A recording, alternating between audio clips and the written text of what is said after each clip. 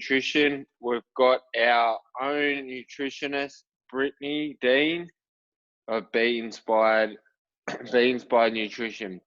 So she's here to touch on a few different things, keeping it pretty simple nutrition so people don't kind of get overwhelmed with things, and just giving light on how kind of simple and easy it can be to maintain daily lifestyle. Plus, going to answer a few questions that we've had come through. But anyway, take away, Britt. Awesome. Thanks, Pitt. So yes, my name's Brittany and I'm from Be Inspired Nutrition. I finished my degree, a Bachelor of Nutrition and Dietetics last year. It was a 4-year degree. And I created this business, Be Inspired, and I mainly did it to spread nutrition education out to everyone. So this is the kind of stuff that I want to do. I want to be able to answer your questions. I have 4 years knowledge and obviously plus and all the extra stuff that I look into, and personal experience and experience with other people as well. So I just want to be able to give the right nutrition education out to everyone I know. And that's the kind of brand and the philosophy behind Be Inspired. Awesome, Bruce. Awesome. Yes. All right. So, what first couple of questions we had come through? So we'll hit them right away, and then we'll go from there. And then we've got Shah sitting with us live this evening, so we'll get some questions specifically from her. Yes. But the first one, correct me if I'm wrong, it was one of them was with regards to I'm a regular morning trainer, but when I don't train in the morning, I'm going to train in the afternoon. I find it really hard to juggle my food around to know what to eat, and the day kind of gets really overwhelming in the sense of knowing what I should eat, when I should eat, if I'm used to training in the morning, when I'm going to hit an afternoon session. So what are your opinions on that? Yeah. So obviously, like, first with answering all these questions is everyone is so different. So make sure that you are taking it with your own individual needs. But the biggest one with training, like in the middle of the day or the afternoons with food, don't eat anything in that half an hour window beforehand, because when you're training, our body is still digesting food, and if we're going to put it into a training mode, which is a nervous system that's very like fight or flight, it's going to lose our digestion process. That kind of gets put on the back burner. So if we've still got food in our stomach trying to digest, our training isn't going to be as like optimal as we want it. So try and not eat half an hour before training, definitely. And then if you do eat like about an hour beforehand is the optimal. And try for what I call like a simple carbohydrate that's going to give you a good amount of energy straight away. So go for something like, it could be as simply as a muesli bar, or think of something that digests really well with you. Like for me, for example, I find just a piece of Vegemite toast, like just it gets my blood glucose levels perfect and me ready to train in that next hour. But it is really important, if you are going to exercise in the afternoon, what you eat for breakfast and lunch. So if you don't eat a very good breakfast or you don't eat a good lunch, you might be really tired by the time like 4 p.m. comes around and you think, oh my God, I have no energy. And it may be because, you haven't eaten a good enough breakfast or lunch or drunk any water. If you get to 4 o'clock and go, I haven't drunk any water, and then we try and put the body through strenuous exercise, it makes it a bit harder. So I think they're my 3 tips. Don't eat in that half an hour window before you're going to exercise. Eat just a simple carbohydrate, easily digestible food that you know that you can digest easy and it's not going to make you bloat or anything. And then, the third one is make sure you're having a big enough breakfast and lunch and drinking enough water. So my 3 ones for that. Okay, awesome. So in saying that, Britt, would you say, getting a little bit further down the rabbit hole, in the sense of your macronutrients, would you advise, especially if someone's training in kind of what we kind of do, where it's really glycogen demanding, you want more carbohydrates and some protein and minimize the fat intake? Yeah, definitely. If you're having enough fats during your day, if you're having your fats at breakfast, lunch and dinner, those kind of pre-training snacks, keep to just that higher carbohydrate, little bit of protein in it.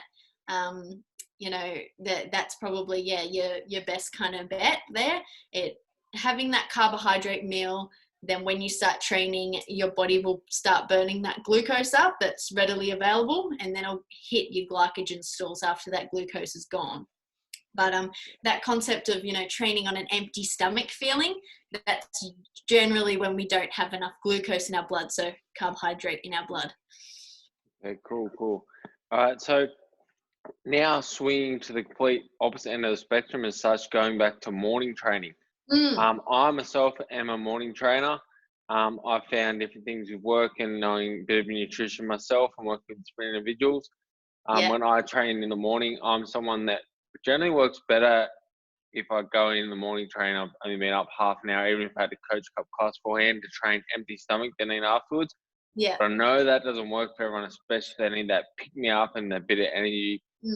And so a specific question we had come through from an individual was with regards to should you eat first of all? And I know again, as everybody's body's different, so it depends on the individual, but should you eat before you train if you're training first thing in the morning? And if so, what should it be? Should it be something liquid or should it be whole food if you only got that 20-minute window before you start training because you don't get up like 2-3 hours early? Yeah. Really good question. And as you said, so individual based. Like, for example, maybe 4 years ago, I would have had to eat something before I worked out in the mornings. But these days I've kind of trained myself. Now I can't eat before I work out. So even the same person can change their behaviors there. I think that question that came through about if you're only waking up and then 20 minutes until you start working out, you probably don't have a big enough window there or don't really need to eat. And it's perfectly fine for you not to eat and work out. The more important thing is that you're eating then post-training. So don't go 2 hours and go, oh, crap, I forgot to eat. That's probably the more important part, the post-training. But you can definitely exercise on an empty stomach. There's no really rules about that at all. But yeah, as you said, I know people that just feel sick if they train and they don't eat anything. So a few good foods that I found when I was that person was I made like these little like balls, which were just like dates and goji berries and a little bit of coconut oil, like, the standard like bliss ball recipe. So I made them up, and then I would have one of them before, like it was about 20 minutes before I exercised, and that seemed to just get my blood glucose levels stable enough. So those kind of little meals, like a little date or something, or even if it's just like half a banana or a whole banana, something that's really light. I wouldn't suggest having a big breakfast 20 minutes before you're going to exercise. And you don't have to have anything at all. So that's relating to that question, if you feel like fine the way you're going, that's totally fine. Yeah, so from what I'm hearing you say, Britt, to my knowledge and experience, the foods that you have suggested were whole foods, but they seem to be more on the faster digesting sort of side of things. So like if you were to have liquid and stuff, because that's generally processed a lot faster by the body, digested. But then my opinion on having liquid stuff, especially if you're someone predominantly looking to lose weight, and that's your main focus, and it's not 100% solely on performance, you kind of want to go to your option of those kind of fast digesting, high glycemic index foods as whole food meals, snacks, and focusing on nutrition post-training. There's so many mixed things out there and so much pseudoscience on this, but afterwards training, my understanding is, and it still is my belief to a certain extent, but you don't, especially someone your goal is to lose weight, you don't have to worry about getting that. You don't need to worry about that windows of gain, so to speak. You've got up to sort of maybe 45 to an hour, but you want to have that first meal rather than going to liquid. You want to go to a solid whole meal to replace rather than going for a liquid protein shake or something like that. Is that true? Yeah, definitely. From my studies as well, that's kind of the way it is. Obviously there's like so much variety out there and just variety in people, but generally if your goal is weight loss, you don't need to worry about having a protein shake like straight away. You can definitely go, as long as you you want really post-training. I recommend for health benefits to make sure you're eating something before like that 2-hour mark, like try and get within that 1-hour mark, because that's stable with your blood glucose levels then. But yeah, definitely for weight loss, it's like that window that you may have heard, like the epoch like window is when, so there's all that kind of stuff around, and it is tricky because everyone is very different. So we have a different, like we all burn energy in a different way. But probably for that, if your goal is weight loss, I would suggest an hour to 2 hours after training, just eat a normal meal. And that's why, like, for example, when I was on a weight loss journey, I would exercise in the afternoons, and then I would go home after about an hour, I'd eat dinner. So that's like, it's perfect there. If, like, everyone probably knows, if they work out and they don't have like a main meal planned within the next couple of hours, you find just yourself like snacking, and like you feel like you can't get full again. So mixing, putting your training with your meals is a really good idea for weight loss too.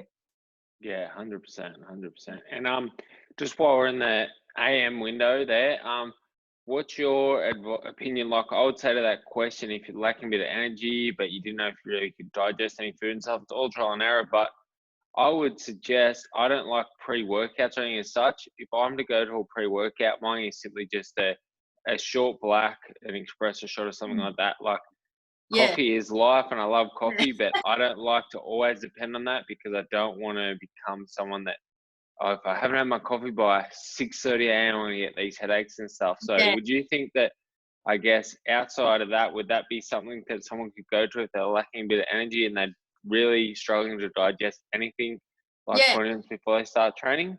Definitely coffee is the probably cheapest, quickest, easiest pre-workout out there, and all that's just going to really stimulate those cells to get the nervous system up and running. So definitely recommend coffee if you can take it.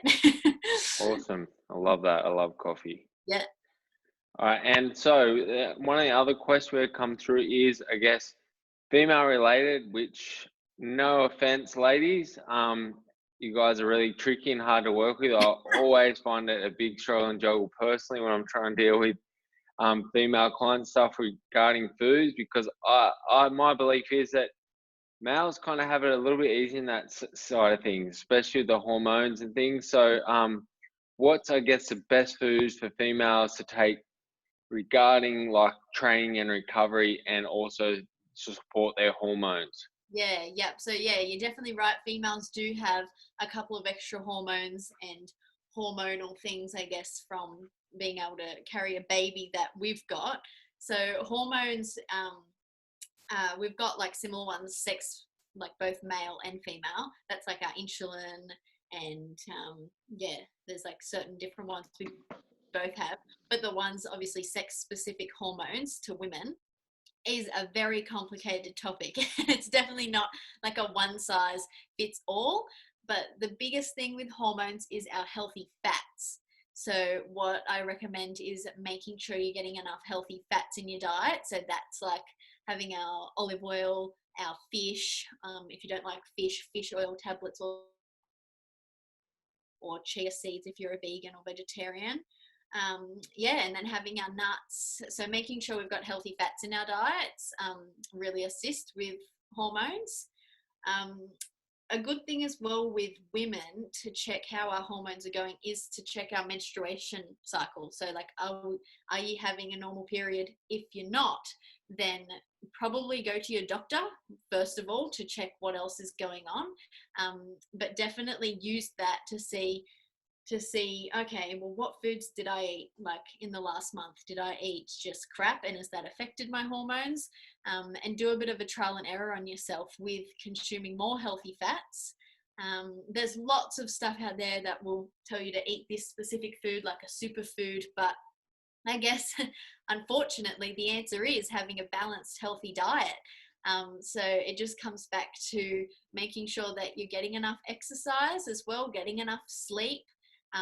Your stress levels are down. That's a huge one for if our hormones are healthy. If you are stressed in any way, that includes if you're over exercising, that kind of stress as well, your hormones will most likely become a bit imbalanced.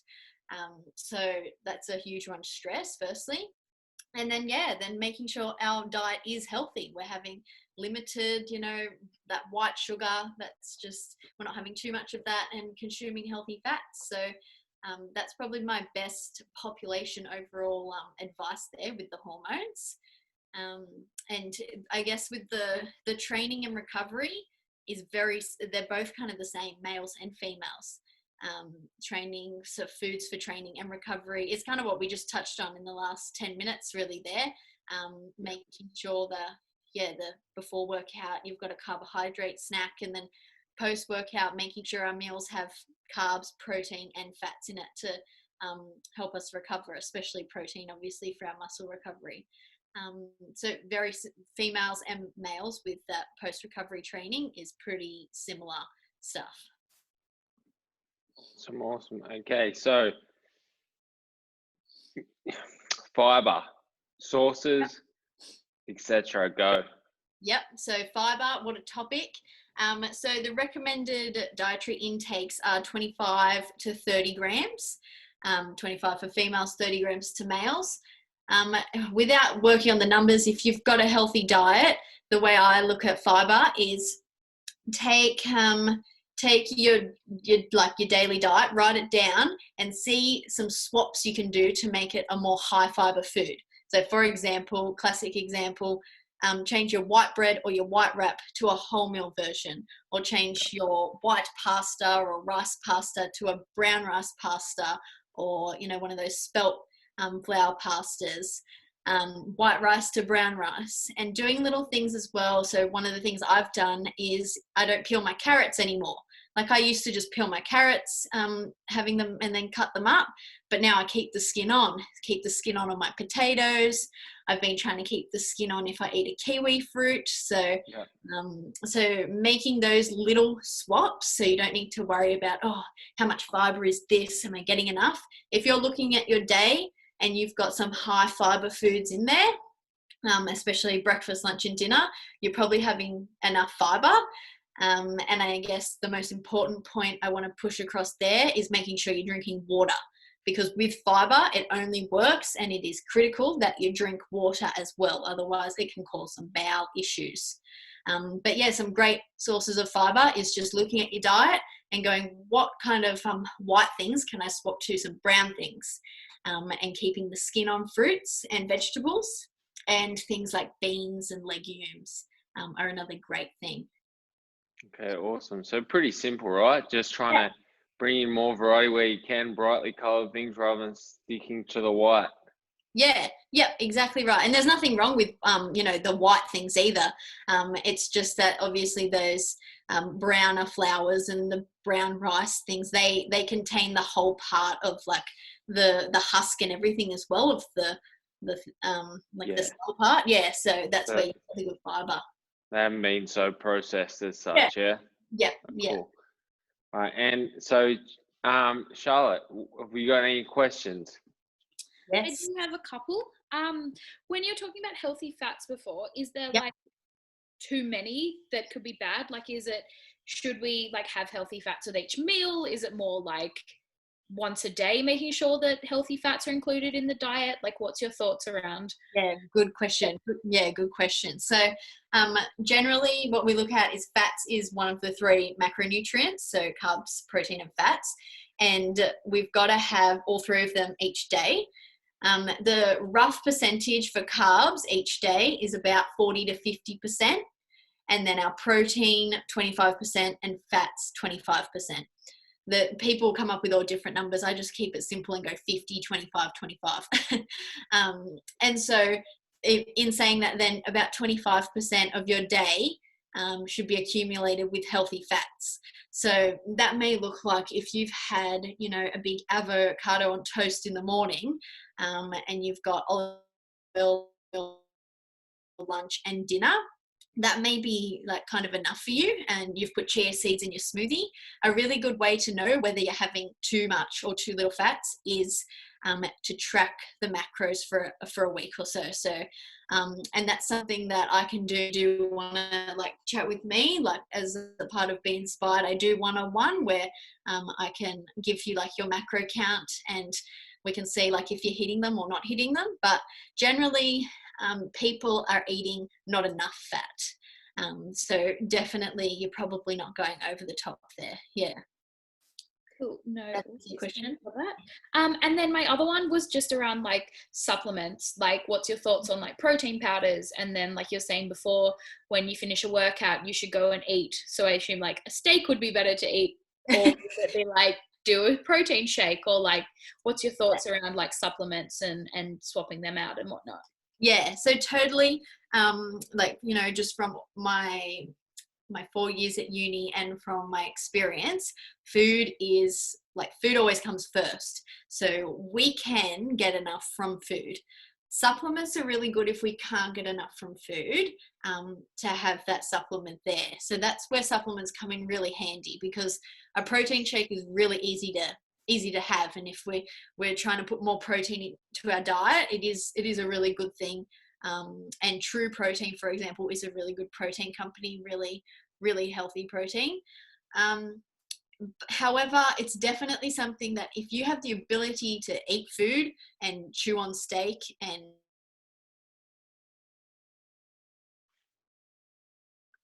Is everyone just freezing or just me? Oh. there is a few supplements that are great, like fish oil is one of them. If you're not having enough of the omega, protein powder is great, like especially with people Britters, I'll just stop you there. Did you break up the order then too, Char, or you heard it all? No, we're fine. Yeah, I heard it all. Oh, good. Keep going then, Britters. Sorry, I just want to make sure it's still recording. No, yep, you're right. Yeah, no, I was just saying with the protein powders, if you're trying to up your protein intake a little bit, it's a really easy and great way to put it in there. So it's absolutely fine. But I'm definitely someone who is a food first person, and in this day and age, we definitely can get enough in food. Yeah, so that would be my answer to that one. Yeah, I'd agree 100% with that, Britt. It's like, personally, I have protein powder on hand.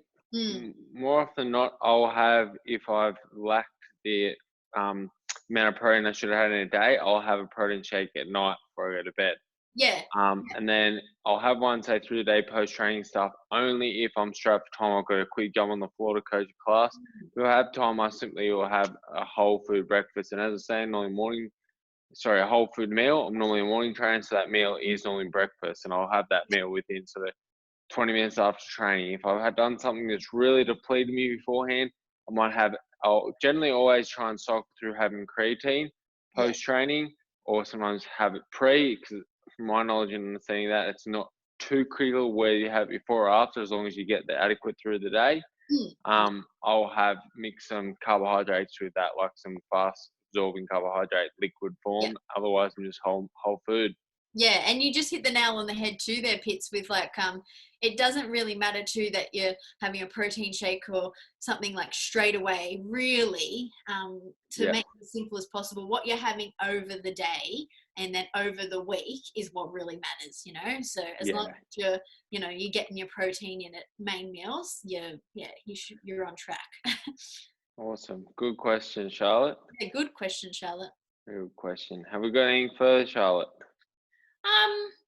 Your thoughts around like binge eating and like blowing out on a day, and, like just when like things just fall apart and you just eat, and So how to like stop those things, or when you crave something and you try and tell yourself not to have it, but then eventually you have it, but then you eat like too much of it. Like, is it better to have yourself have a little bit here and there, or like your thoughts? Yeah. So it's totally like one of the most common things. Like, I've only had that many conversations about it just this week with clients and people. It's just, it just goes to show you the kind of diet culture that we've created over time, and this kind of obsession with healthy eating that's really like caused a lot of the whole thing around binging. So I love it, how it is just like that. Say we're craving chocolate, and we go, okay, no, I'll have this, and I'll have this snack instead. I'll have this snack. And we end up eating all these things, and we just eat the chocolate anyway, and we'll eat the whole block of it, because food is it's such a mental game. Like, it's such a mental game. And on your question, I'll probably write up a little thing about this, because a lot of people do ask about this, like tips to kind of how to handle it. And my biggest thing probably is, like, the number one thing is to ask, like, why did this happen, kind of thing. So why do I feel like I've eaten all this food? Is it because I'm restricting myself, like Monday to Friday, for example, and on the weekend I don't have the control? Like, is it a control thing that you're restricting yourself? Is it a thing where you're not eating enough food, so your body is actually going like, oh my God, I am hungry, not drinking enough water? So check in with your mentality as well, and your stresses and your sleep. So if you have poor sleep, that equals overeating. It's just the two are totally interrelated. So check on your sleep. That can cause a lot of overeating. But mainly the binge eating cases are from restricting yourself.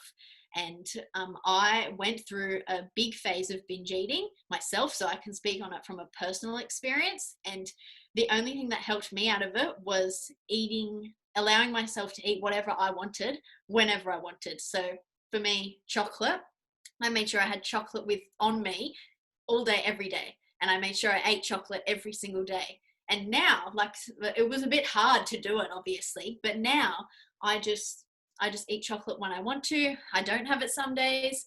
I might have it some days. And like, you just teach yourself that it's not a bad food, and I don't need to overindulge in it, because I've got it like with me all the time. Does that make sense? Yeah. So it's like that non-restricting kind of behavior. Yeah. So it's pretty much, correct me if I'm wrong, but it's not about dieting and things. You want something that's a lifestyle, it's sustainable, something that you're not going to be like, oh, it's the end of the week, I haven't had my cheat meal as such, or my cheat day, or the 30 days is up, I'm going to fall off the wagon and go backwards. You want stuff. So if to you that is okay, I've got that sweet tooth, you need to have that little hit with every other day or every day to just gradually ease you out, from my belief and understanding, so it then doesn't become, so those super sweet things you're having that are so artificially sweet, you'll end up getting that from a strawberry and things like that. So you're not just going to crash and burn because you're restricting yourself so heavily on this strict diet, rather than a lifestyle that you can adapt to and see to every day and just maintain and manage it for life. Yeah, you're totally right. And that's diets are the easy way out. Diets and 6-week challenges, they're all the easiest way out. And anything that is just that little too restrictive, it ends up, then you end up craving the foods that you've restricted yourself on, or you end up feeling bad for yourself because you didn't do that exercise every single day, or ate too much chocolate every day. So just know that eating eating a bit of chocolate every day, you're not doing yourself any harm. You're doing a world of good, because if you do restrict yourself, you're going to end up eating the whole block on one day. Yeah. Nice, Britt. So, well, that's a good little segue into the last bit we just want to wrap with regards to what we put together for everyone, all our humans, with regards to a little program moving forward, 21-day program, in the sense of just simple nutrition to keep everyone accountable, and stepping them forward to giving them more understanding, little daily challenges as such, to kind of set their healthy habits, ingrain some good life-changing, sustainable measures, and then can even look, you want to, so hear me now? Yeah. So just to keep everyone on accountable Monday, moving we'll forward. Start our you go, Britt. On Monday we'll start that. And even though we've called it the 21-day nutrition and lifestyle challenge, it's really like a step to get you onto the lifestyle forever. So all of your nutrition, mindfulness, and movement kind of tips for each day, and each day over the 21 days. And the hope is after those 21 days, you've got all of the education that you need. Obviously, a little bit of personal guidance as well would be really good to go on top of that. And then that will last you then the rest of your life. Yeah, awesome. So throughout those 21 days, obviously myself and Britt, as always, are always fully approachable, and you can reach out to us guys if you have any specific direct questions as you move forward. You want to dive further down that rabbit hole and get something a bit more personalized, as we've said so many times. It is so individualized with different things. Everybody's body is different. Obviously you can reach out to Britt's directly, obviously myself too if you want to, but Britt's going to offer some nice little special packages towards it all for all you guys. And and we're also going to start with hand out just a full blueprint PDF that Britt's has gone to Two pits. I'm gone. I'm back again. But do you want to finish off from wherever I got cut out, Britt? You were just saying that I'm going to upload the whole handbook tonight, and then we're going to start the challenge on Monday. So the handbook goes through. It's got the whole handbook. So you'll have that, save that on your phone, save that on the laptop, print it out if you want. And then starting from Monday, you'll get each day then as it comes through for the 21 days, and it'll tell you to refer to the handbook for that day as well. And as Pitts was saying, if you guys have anything that you want to personalize, feel free to hit both Pitts or I up, but I am offering a special, especially over the next couple of weeks with the challenge. It's just a $50 payment, and which is a 40% discount from my usual one. So that's to just all the human members, and we can get you on a personalized plan as well. Awesome. Sounds great, Britt. Really looking forward to getting amongst it with everyone. Yes. So thanks again so much for giving us your time on a Thursday evening. Really appreciate it. No worries. Sharing with us so many knowledge bombs. Yeah, no worries at all. Thank you, Pitts, for having me. And thank you, Charlotte, for coming on and asking those awesome questions. No worries. Thanks for having me. And thanks. That was so great. I took lots of notes. Oh, good. I'm glad. Awesome. If you have any other questions too, Char, just